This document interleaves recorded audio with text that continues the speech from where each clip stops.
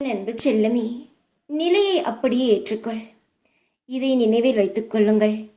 நான் உங்களை ஒரு பொழுதும் கைவிடுவதில்லை. நீ இப்போதும் வாழ்க்கையை பற்றி நினைத்து கவலைப்பட்டு கொண்டு இருக்கிறாய். உன்னை காப்பாற்ற நான் இருக்கிறேன். உனக்கு வழிகாட்ட நான் இருக்கிறேன். கவலைப்பட வேண்டிய எந்த ஒரு அவசியமும் கிடையாது. எது என்னிடம் முழு மனதுடன் பக்தி என்னும் கண்ணீரை சிந்தி வேண்டுகிறாயோ அது நிச்சயமாக நிறைவேறும். என்னிடம் கேட்ட அனைத்து கோரிக்கைகளுக்கும் பதில் சீக்கிரமாகவே வரும்.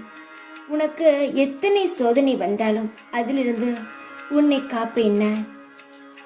உனக்கு எது வேண்டுமானாலும் என்னிடம் கேள்.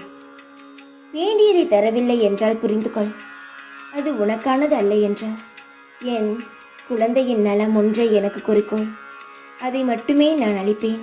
என் பக்தர்களுக்கு துன்பத்தை கொடுத்தால் அங்கு நானே நீதிமானாக இருப்பேன். என்னை மீறி உங்களை எந்த ஒரு தீமையும் நெருங்காது. அதனால் பயப்படாமல் உங்கள் வாழ்க்கையில் நீங்கள் ஓடிக்கொண்டே இருங்கள். சந்தோஷம் மட்டுமே உங்களுக்கு கிடைக்கும். பாதுகாக்க இந்த சாய் இருக்கிறேன். தைரியமாக இரு.